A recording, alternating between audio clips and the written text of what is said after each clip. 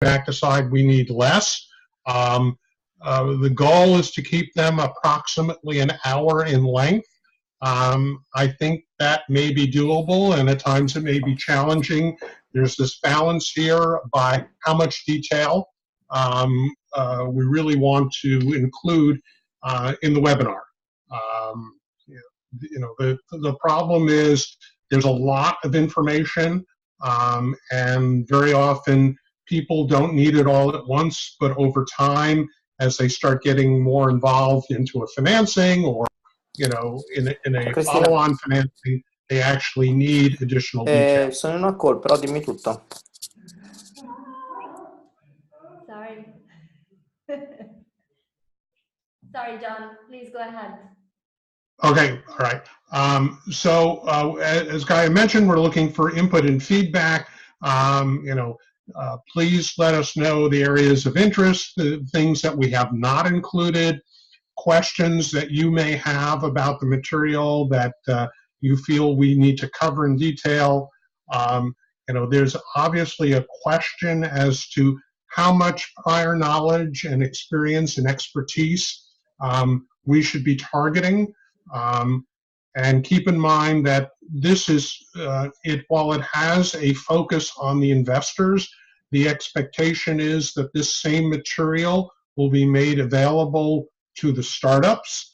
And so there's a real question as to what the right level of detail is and how we address a wide variety of people in terms of their knowledge and their experience.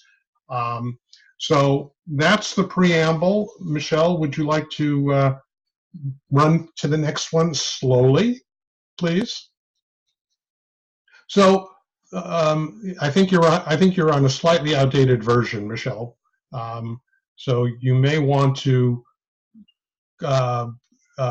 swap it for the version that I sent this morning. I apologize. Let me do that. Okay, sorry. Sorry, guys.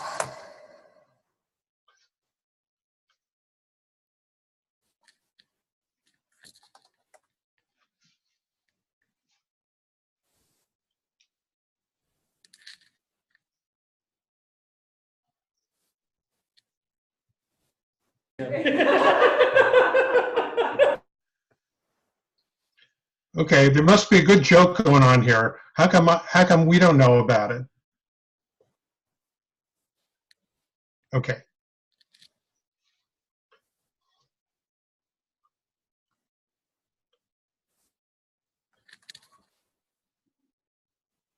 Michelle? Yes, give me 1 second, John. Oh, okay. I'm sorry. I just wanted to make sure we didn't lose you. Still here.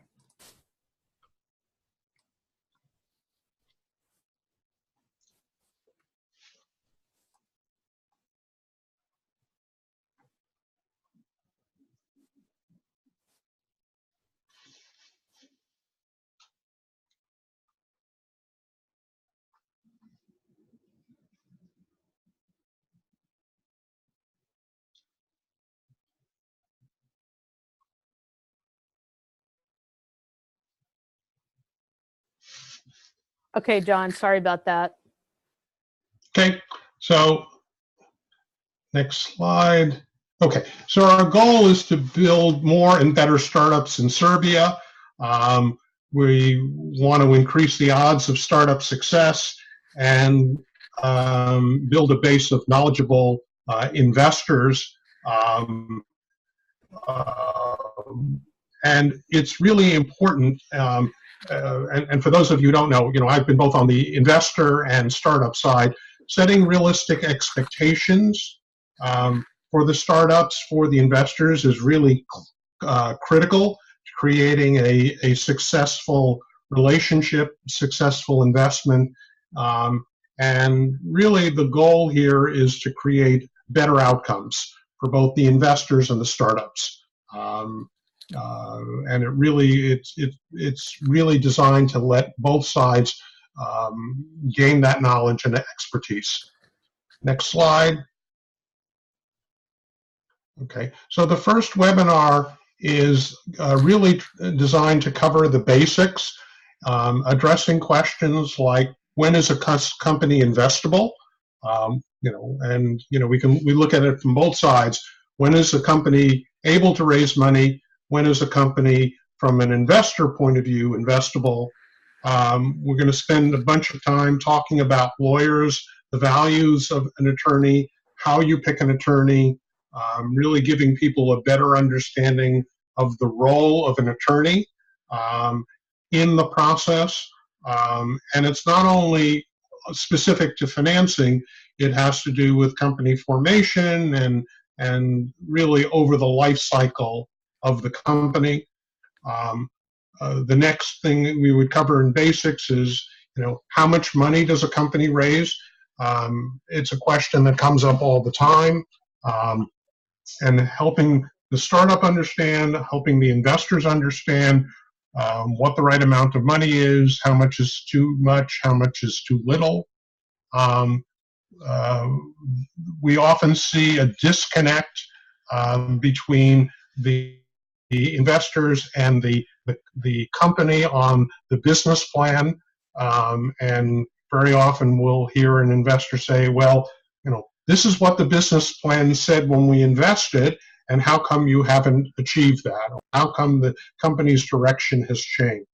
So really helping the investors, helping the entrepreneurs understand the value of the business plan, as well as the limitations of whatever goes into a business plan, be they product assumptions, market assumptions, or financial projections. I've never met a company that met its financial projections. Occasionally they do better, very often they do worse. We'll spend some time talking about capitalization tables, helping people understand what the split is between various individuals and investors, understanding the importance of making sure that equity is split up among the management team, as well as having both sides understand the dangers of an investor owning too little or an investor owning too much of a company, and what that means for future financings. So those are a number of the subjects, and then we'll talk about the whole area of vesting of founder stock and why that's important, and again, from the point of view of investors, but also from the viewpoint of the company. Any questions so far? Oh, I'm sorry, there's one last more on here, which is we're going to address the whole issue of corporate governance. This is an issue that I think creates a lot of confusion. We meet founders all the time who think because they own a large percentage of the company that they should have a role on the board, that they should have a role in the management of the company. Ditto with investors, and really trying to separate out the role of management, the role of the board, and the what it means or not to have a meaningful share of the company, and help people understand how those three really are separate and distinct, and understand better the role of the management team, the role of the board in terms of working with and guiding the company. I'll keep going to topic number 2, the second webinar, unless there are specific questions. I don't hear any. Okay. The second topic is one that we're going to spend a bunch of time talking about terminology. And there's a lot of terminology on this slide. There's more that probably will be included. Try to capture a significant percentage of the most common terminology, which very often confuses people, ranging from preferred stock and common stock to, gee, what is founder stock, understanding warrants and stock options, understanding valuation, both on a pre-money and post-money valuation basis, understanding some of the more confusing terminology of right of first refusal, down rounds, pro rata participation, no shop agreements, liquidation preference, voting rights, convertible notes. And by the way, convertible notes may be the mechanism by which most of the investment by Impact Hub investors is done. I think there's still some questions as to what can or cannot be done, which still comply with banking laws, but helping people understand the value of convertible note financing versus a traditional Series A or Series B stock. We'll talk about vesting in more detail, and vesting will include not only founders and management team, but if the company brings on advisors to the company, what's the vesting for people there. We'll talk about the board and the control of the board and what that means, registration rights when the company is publicly listed, dilution, change of control, what does pari passu mean, understanding more about anti-dilution from weighted average anti-dilution, full ratchet, narrow base anti-dilution. There are a whole range of different terminology there, including a full ratchet, understanding restrictive covenants, right of companies, rights when the company is sold, and understanding other terminology like, stock ownership on a fully diluted as converted basis. I'm going to stop here for a minute because I think it's important if there are any terminology that any of you have heard about that you think needs to be on that list that we may have not included so far.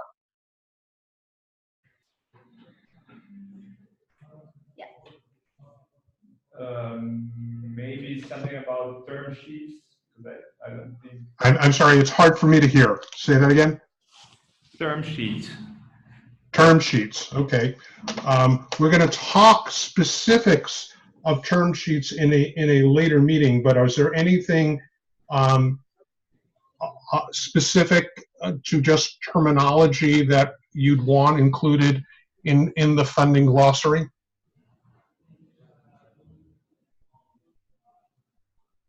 Nothing that I can think of.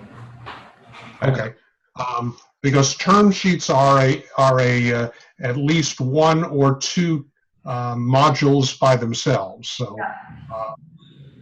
because we get lots of questions on term sheets, and I think it's important, again, not only for the investors to understand term sheets, both the term sheets that they may give a company, but also down the road, what the term sheets are that a subsequent investor might put before the company, and ditto for the company.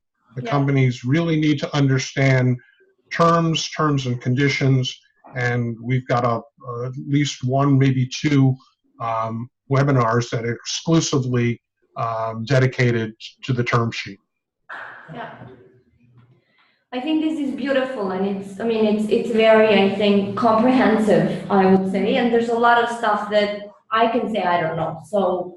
Same here. Yeah.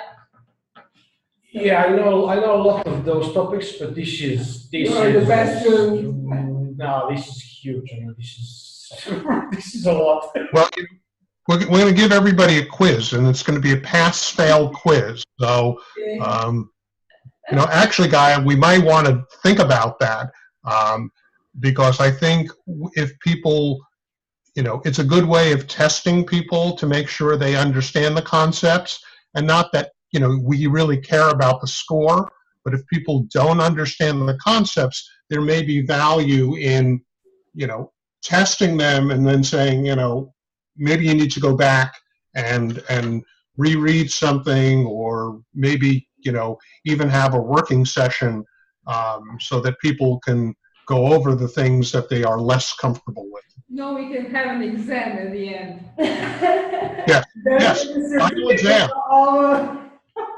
We Sorry, want certificates no, too. that was just a joke, sorry. We'll award diplomas. Yes, Okay. I agree. We totally are on this because it has to serve the purpose of understanding and knowing this stuff. So absolutely. Yeah. Yeah. And the simple fact is, when you really need to use it, it becomes important. Until you really need to use it, it's just sort of stuff.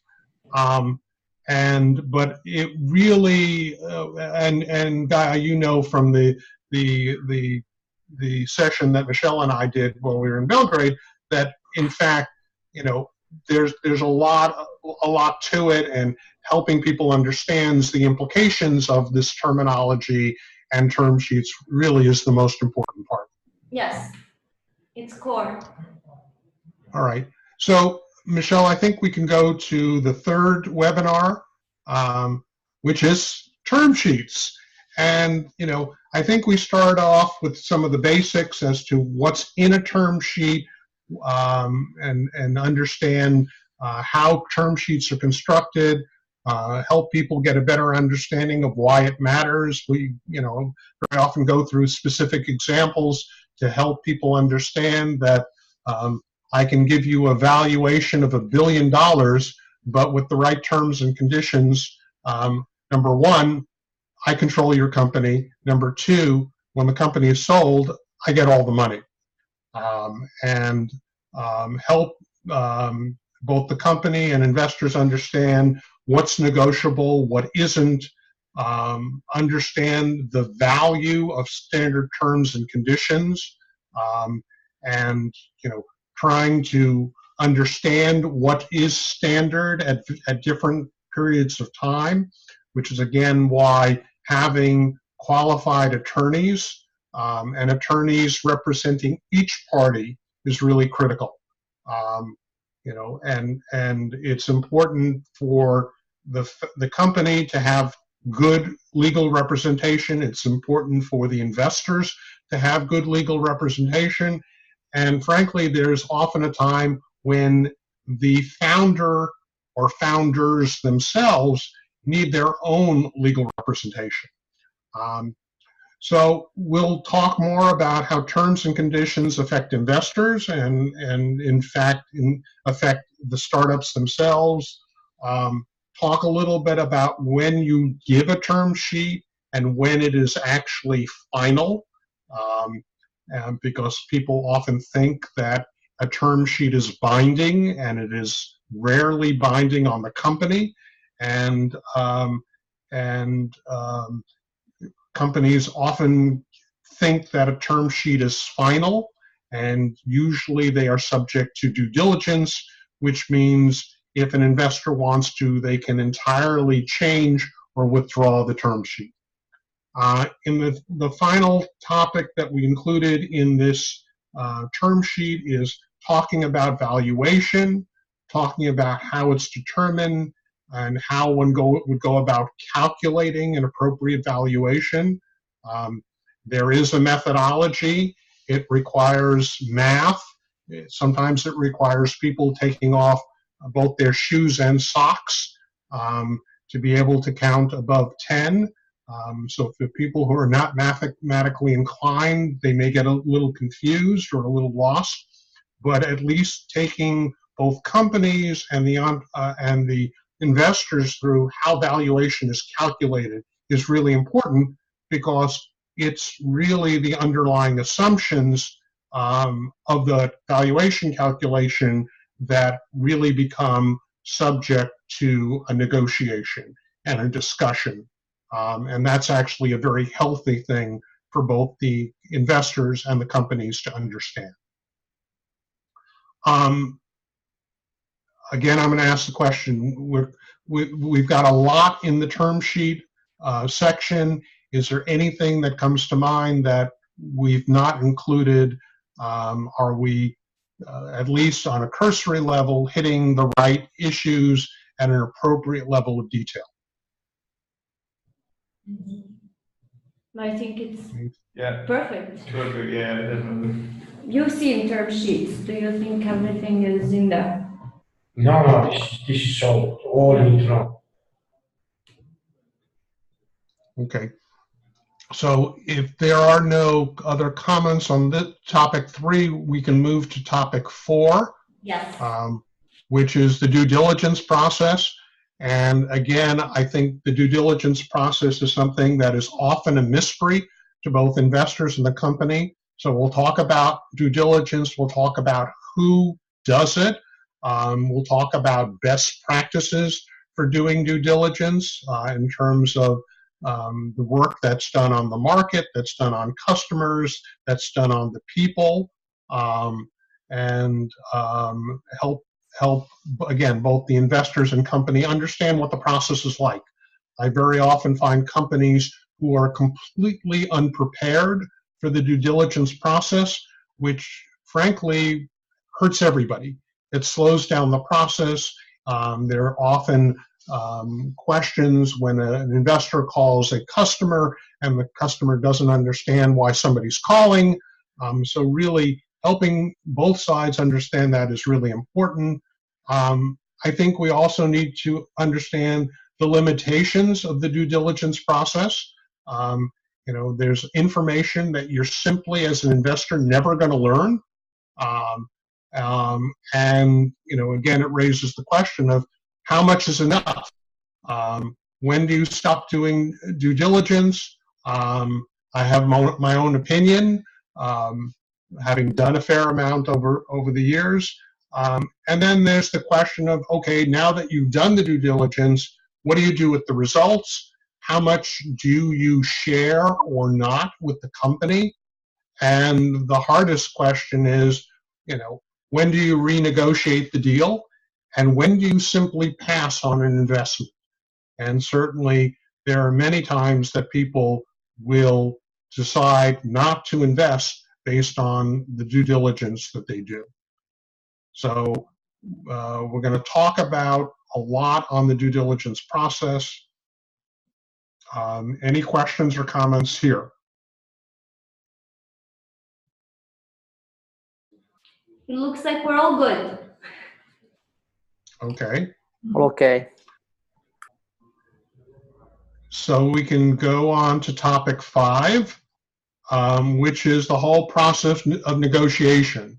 You know, and this is really a much more detailed discussion about the negotiation process, about, you know, what you negotiate and why, and what you don't negotiate and why. Helping people get a better understanding about terms. Terms and conditions are critical. They're critical for the investor, they're critical for the company, and way too often people just focus on valuation.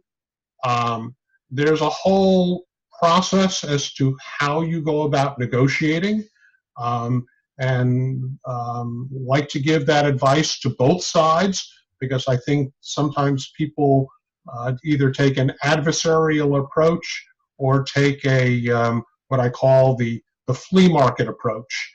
You know, I'll give you $10, no, I'll give you $3, no, I'll give you $9, no, I'll give you $5.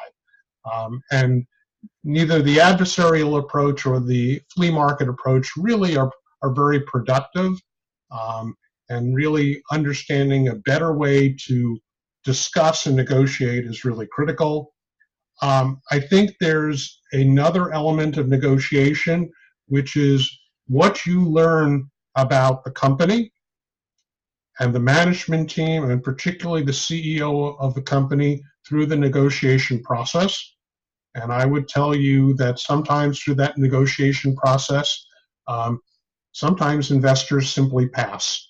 It's based on the style, the attitude, the approach that the CEO may take. And conversely, there are times that companies should pass on an investor because of the style and approach and attitude that the investors take. Everybody really needs to be on their best behavior, and really understanding that and giving people a better sense as to how you act in a professional manner is really critical. And again, the goal is to help people improve their negotiating skills and ultimately the financial outcome for both the entrepreneur as well as the investors. Because my belief is ultimately you want a deal where both sides are happy or both sides are a little bit unhappy. You don't want a deal where both sides are really unhappy, and you don't want a deal where one side is very happy and the other side is very unhappy. That is a bad start of a relationship. So that's the piece that we're going to cover on negotiations.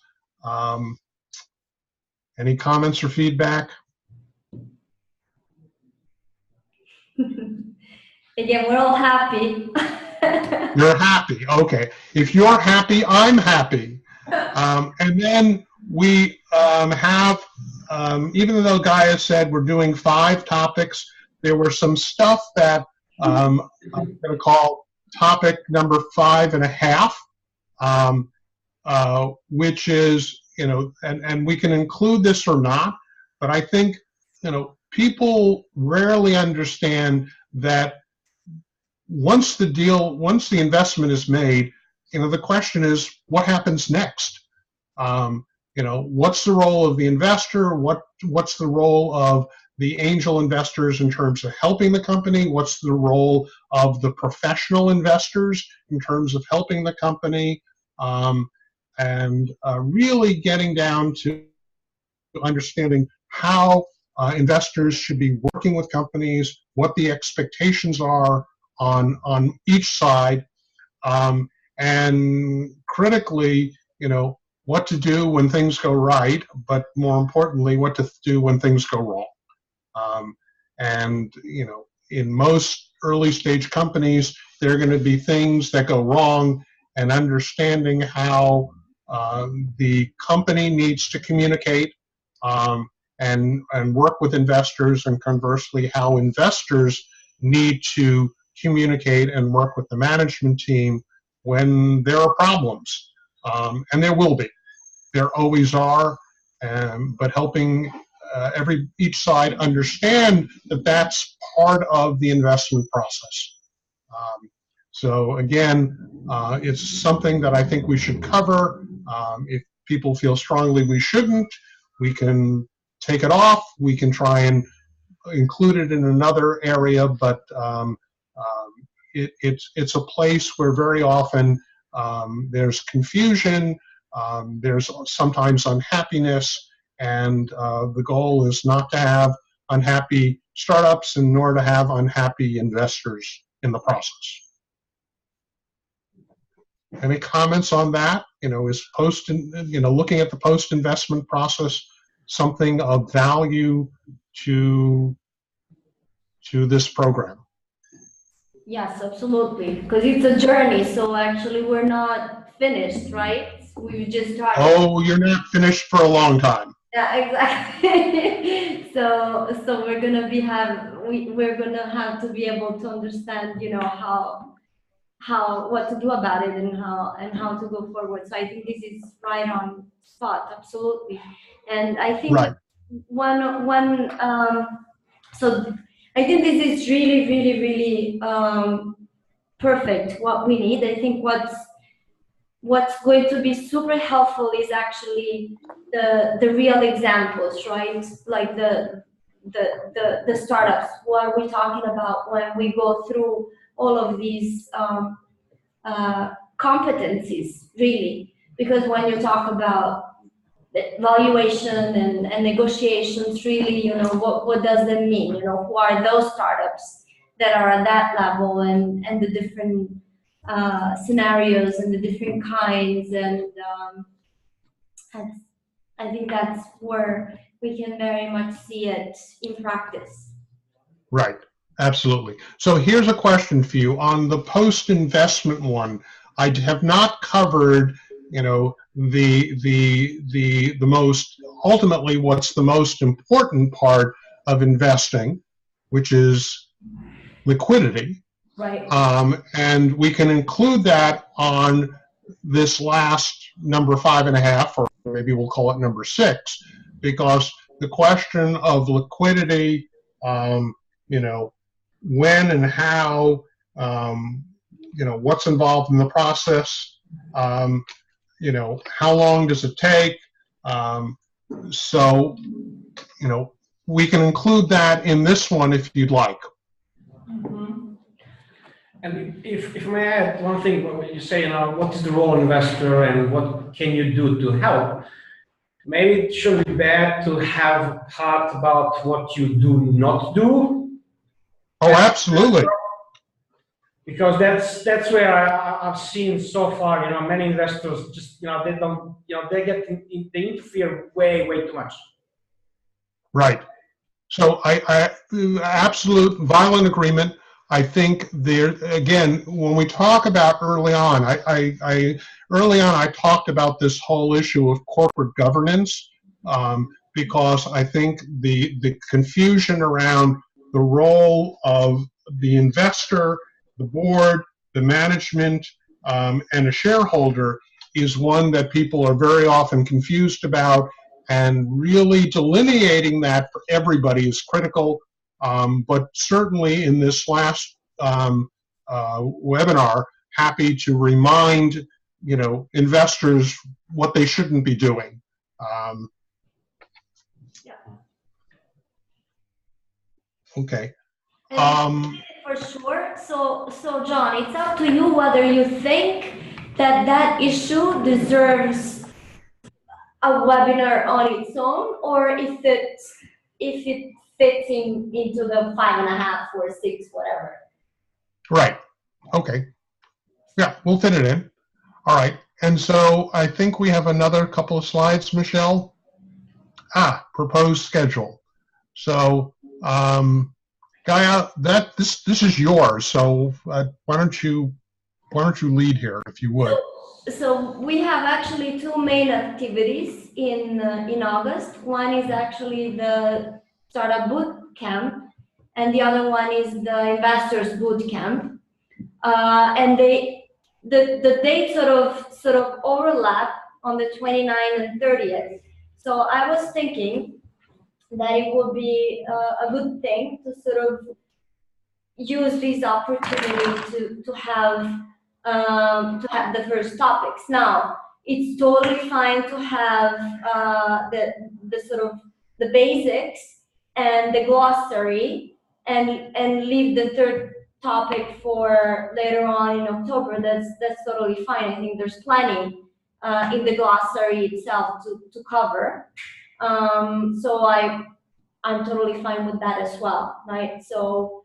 But I think that the introductory sort of basics, things to know about investments, need to be definitely be shared with the startups as well in the boot camp.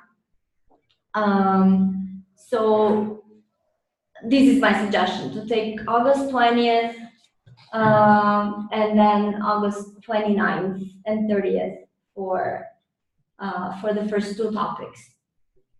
So how did you want to cover topic 1 with the investors?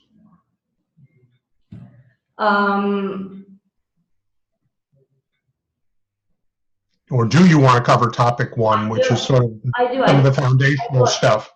Yes, I do. I think I definitely do. I think you know that in that situation we would have a mixed crowd for topic 1. We will have a webinar that it's anyways recorded, so we can show it, you know, at later stages as well.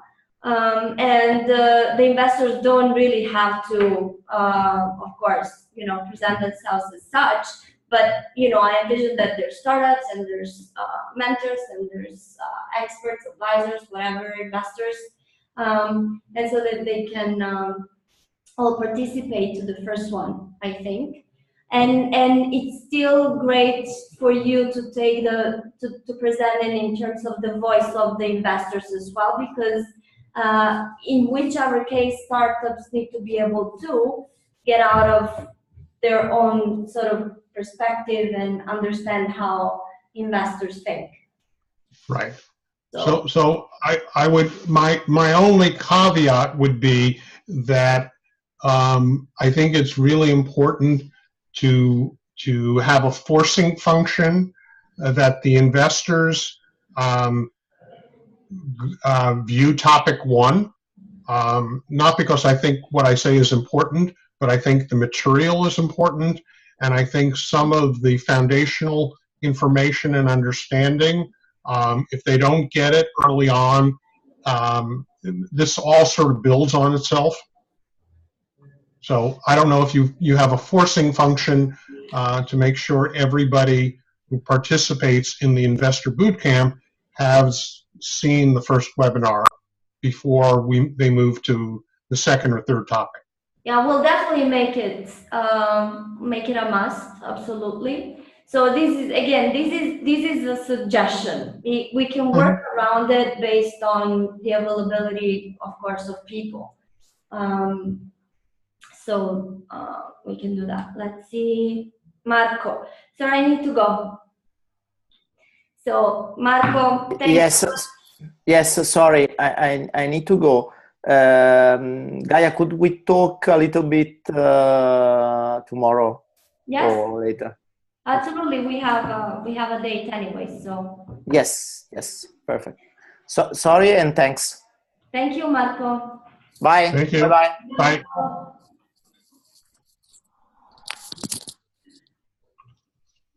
Okay. So I guess now we open it up for additional comments or questions or concerns, really with the goal being to bring enough knowledge and understanding and expertise so that both the investors as well as the startups can ask the right questions. Yeah. We're never going to make either side experts. But people need to understand enough so that they can ask the right questions of whoever, a lawyer, somebody who's going to become an expert. But that, I think, is going to be critical. Yes. So one question for us, for you here is: Do you think that this is the core that we can use here? Do you think that? Because there's a lot of stuff. There's really a lot of stuff, but I think that it's very much. It's a good structure. I think it's a good agenda. I don't really. I mean, we will see during the journey, as you call it. We will see if there's something missing, or if we already know something but have to go into details in some other areas. I think this is a good start, and we'll see on the way what are our weaker and stronger points. So But the I point think is to be on the same page. I mean, Yeah. to have the same understanding of the stuff. So even if we say something twice, I don't think that will be something which is bad. No, definitely not. So in terms, for example, of format of the webinars and the content, I think it will be amazing if we can bring also from our own, experience and sides, concrete things that happen here. So when it comes to, valuation, or when it comes to negotiations, things like that, then we can say, oh, but this startup, we did this and that, or we didn't do that, and so that we can discuss real life situations as they happen to us and make it into a learning sort of live discussion. I think that's the way that I think will bring a lot of value. Yeah. So there's probably an opportunity to do an FAQ, frequently asked questions. And I think as this is run, both for the startups and for the investors, as the questions come up, we can compile those and make that either a separate webinar or just make it a online resource. Your choice, but I think that's another way to help people, because very often people will ask a question that's very specific to their company or an actual situation, and then it helps people really understand the context for the information. Absolutely. And especially, as you know, in this situation where you don't have the mechanism of a convertible note, but we all actually recreate it in the ways that are possible and legally okay with us. But that again, that has other repercussions, on the deals, on the investments, on the understanding of other international, for example, angels of the situation and how they view it. So I think that we are going to open actually a lot of issues. Yeah.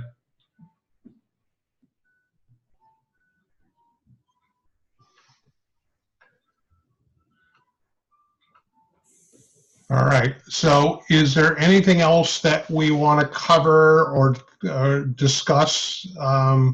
Well, this morning here, late afternoon in your time. I cannot really think about anything else. And I think that, as we go along, and we discuss specific cases, I think that, we'll see how it goes. So obviously, I even think that there will be 2 additional, topics coming out of this as we go along, and maybe we'll see whether 1 hour is enough to cover all of the stuff that are mentioned in each.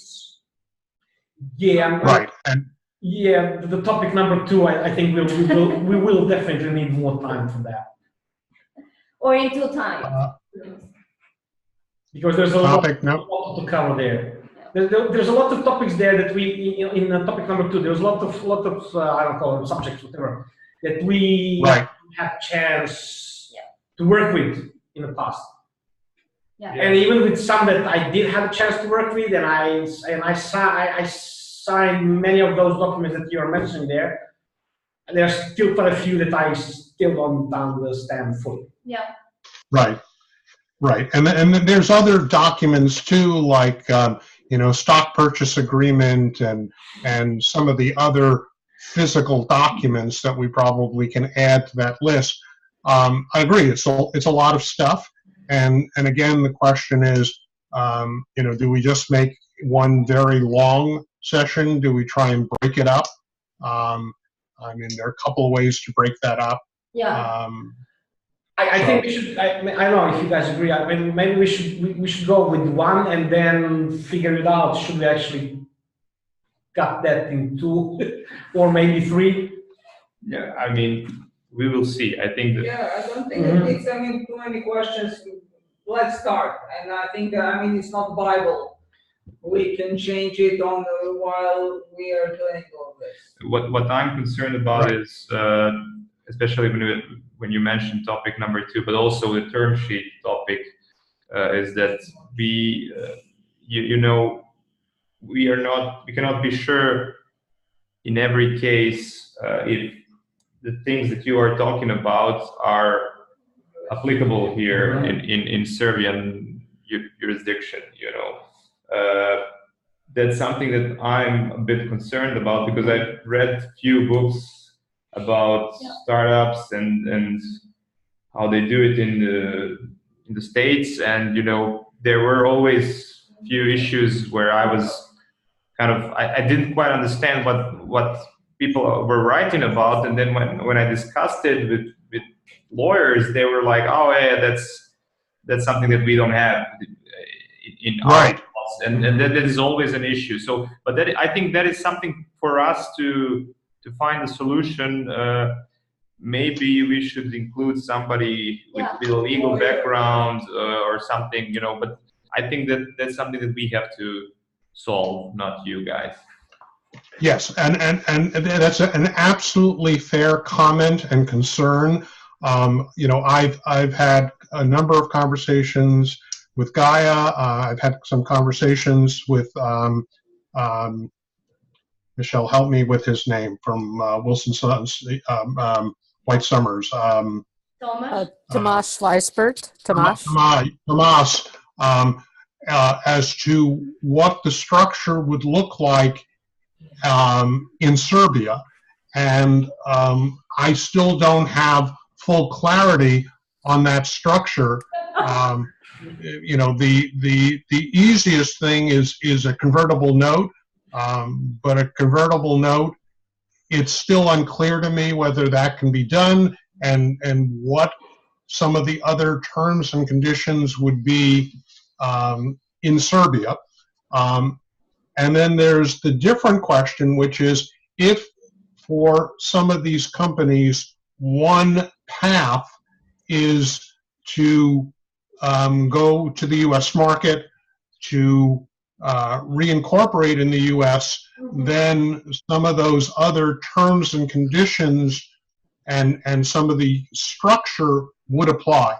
So I would welcome suggestions on how we balance that.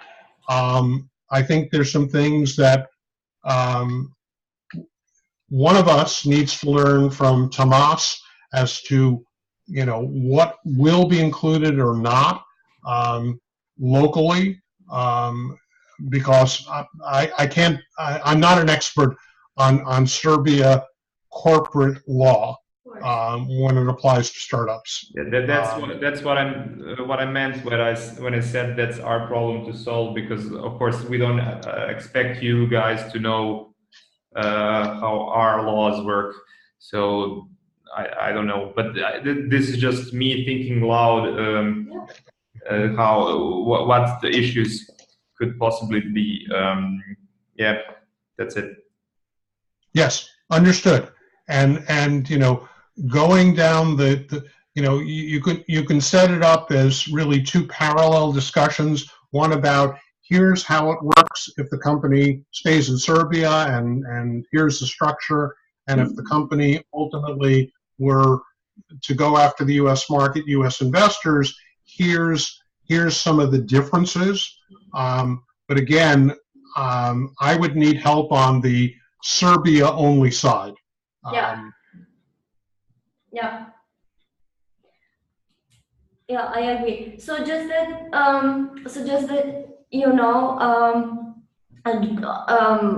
I've talked to Tomas, and he's actually very open to come for the boot camp at the end of March. So that would be That's encouraging. actually amazing. Right. So my suggestion would be, at some point, I probably, in order to do topic 3, I really need to have a conversation with Tomas. And,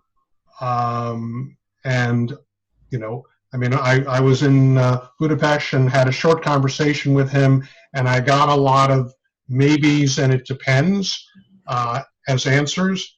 But I think getting a more definitive answer from him is going to be important. So, Gaia, perhaps we should talk about best form and venue for that to happen.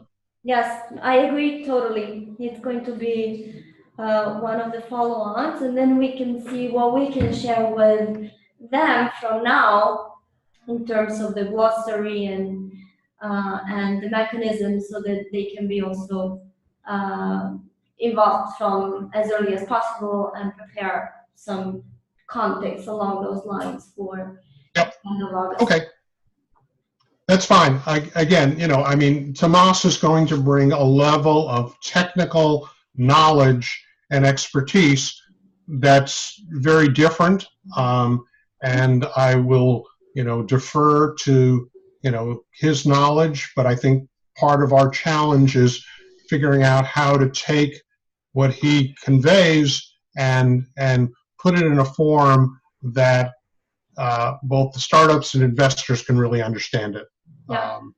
So I agree. I mean, we'll talk about this, but one of the ideas to be as concrete as possible is actually even to take the venture growth, right, model, submit it to them, and see how it can be definitely improved according to all of these basic stuff, so that then there's really going to be results for us, but also a lot of learnings for everybody.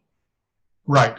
And again, even if there's, convertible note that's used, it simplifies things initially, but longer term, the investors and the company both need to understand a little bit more about what a term sheet for a traditional, Series A or Series B financing mean, and what the implications of those are. So there's some, again, we have to balance those out, and we have to make sure that they are as well defined for Serbia as is possible. Yeah, totally. Agreed. Okay. So thank you so much. I will share with you the slides so that you can also look at them afterwards and give us your feedback as you go along. We'll talk about the dates and see with everybody if they're fine. Otherwise, we'll sort of work on them. I will write you, John and Michelle, in most probably tomorrow as a follow-on, and then we'll see you super soon. Sounds good. Wonderful. All right. Bye, you guys. Well, great. Thank you so Bye. much. Bye, thank you. Thanks. Bye. Bye. Ciao, ciao.